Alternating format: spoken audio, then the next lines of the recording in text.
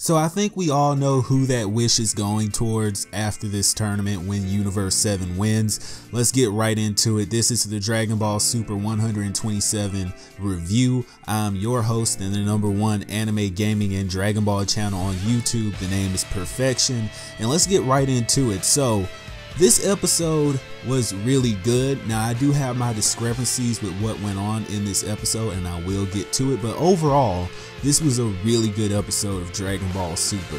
Haven't all the episodes been really good since we got rid of a certain set of Saiyans and a certain universe? But let's not even get into that. Let's get into this episode. So we go back to Jiren versus Universe 7, and the fighting was absolutely gorgeous. So we get right into Jiren powering up in that flame supernova aura. Like, man, I wish we were still in Rage and Blast 2 days, because I know Spike would make a really great aura with Jiren, the lava, I want to call it the supernova aura. So it looks just like the sun. It looks like someone took the supernova attack and just decided to make it an aura, and that's basically what it is.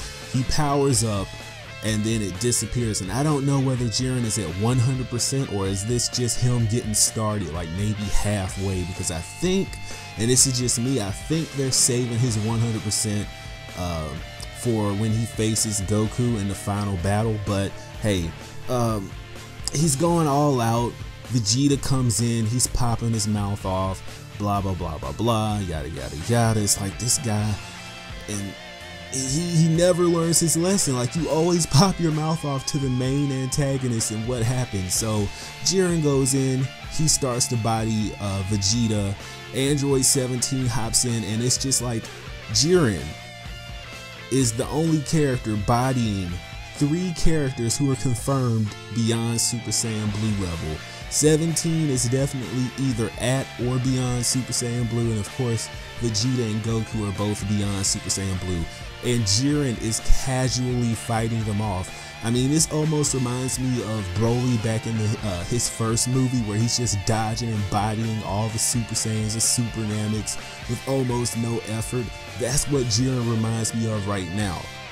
I mean, he is no other character like him. I mean, in this tournament, Jiren has proven to be the consistent alpha, the consistent omega in this tournament, and I mean, I'm totally impressed. He's definitely, I'll save it for another video. So we get to a point where everyone's just spamming their best techniques at this dude. Goku's firing Kamehameha, Vegeta's Final Flash, and 17 generic hand blast, which I think the game's named it Photon Blast, but whatever, generic hand blast. And we get to a point where Jiren is just blocking all their techniques. He's using a barrier, and barriers are also quite a focal point in this episode, as I'm getting to, but we'll get there. We get to a point where 17 gets behind Jiren in this fray after they all kind of separate for a second, and 17 like does some kind of electric shocking blast to Jiren's back, and it tears the suit. I mean, I don't know, we might have shirtless Jiren by the end of this tournament. As bad, I mean, I don't want to see it, but it looks like that. Everyone's going shirtless. Goku's next. If the spoiler images are true, when Goku hits that full mastered Ultra Instinct, he's next. That seems to be their goal with this fighting. And we get to a point where Frieza comes in. He has his little fray with Jiren, and I'm telling you guys, they're saving him. Frieza is definitely being saved for something in this tournament, something a lot bigger than what we're all projecting. Like, we're projecting that Frieza is just being saved so he can be the extra guy that saves Universe 7. No, I think Frieza is getting angrier and angrier, and I think a transformation is coming. So I don't think it's just going to be full mastered Ultra Instinct Goku. I think potentially Frieza might come out with like an Ultra Instinct or some, I don't think they're going to just do Golden. I think it's something more than that coming. Vegeta comes in after that, because Jiren just casually bodies Frieza. Like, Frieza literally gets like 20 seconds of airtime and gets KO'd in one punch.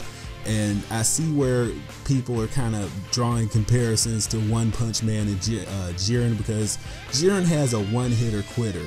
He already knocked Vegeta out of his Ultra Blue form, which, getting to that, I'm getting tired of, I find it really convenient how nobody's complaining about Vegeta, you know, being tapped for power in the last episode that was literally like 2 or 3 seconds before this episode occurred, and now all of a sudden he's back to full power and he's going Ultra Blue. Then he gets knocked out, and then he goes back to Ultra Blue again like 2 times in this episode. I mean, it's just so ridiculous. But these same people that were complaining about Goku and him going Super Saiyan God and Super Saiyan Blue against Kale and Caulifla, you don't see those people whining now.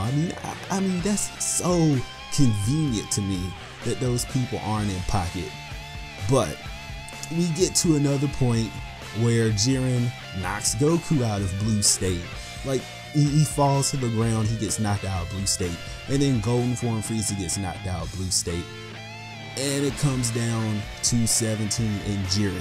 But before we get into their main fight, Vermood, or Belmod, or however you want to pronounce it, whichever dub you want to go with, Belmod gives Jiren's backstory.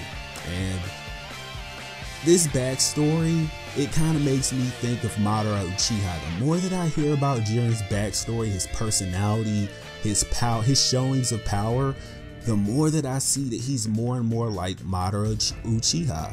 Like, I'm really getting that vibe off of him. That's why I really want, in the English dub for Xenoverse 2, I really want them to let the voice actor for Madara portray Jiren, because I think it's a perfect fit, and this backstory kind of collaborates with that. So Jiren comes home, he's a happy child, he's out playing, and his village is completely destroyed. It's like a little mushroom village or whatever. And I guess he finds his parents dead, and they never really showed who did it, but it's an evil man with, I guess, superpowers that just completely obliterated his village, and that causes Jiren to be grief-stricken. Now, they never do actually show the hero showing up and defeating the person who did this, but Jiren takes on a new master who rescues him. He trains him, and throughout the years, Jiren becomes a part of his, set of students. They're all wearing the same garbs and whatnot. And throughout the years again, all the people around Jiren dies. And eventually, Jiren's master that trains him dies. And that sort of goes along with Jiren's path to power, why he cares so much about being strong. And it's because he wants to protect those around him, and I find that really interesting. So it's not just Jiren strong for no reason like some people want to believe, but Jiren actually has a purpose for seeking strength, and that's why he admires strength so much. So now the people who were saying Jiren doesn't have a backstory, he's dull, blah blah blah, shut up. He's more entertaining than Kale and Caulifla and Kefla, but thankfully we don't have to deal with those characters ever again. So after this backstory gets dropped on us, after all that gets dropped on us, 17 makes the most noble sacrifice ever. Now, I say that, and I'm laughing at that because I feel like this was a wasted sacrifice, and they really didn't need to do it, and it's just like they did it to do it, not that they did it because they needed to do it. 17 puts up a barrier because Jiren's about to let out a supernova death ball, justice ball, whatever, that's gonna obliterate Goku, Vegeta, and 17, but I guess not Frieza since he got blasted into another area and he's still in there. But Jiren's getting ready to deploy this blast, and 17 steps up and puts up a barrier. This barrier holds off Jiren's blast for a little bit, and we get to a point where 17 lends his energy to put a barrier around Goku and Vegeta.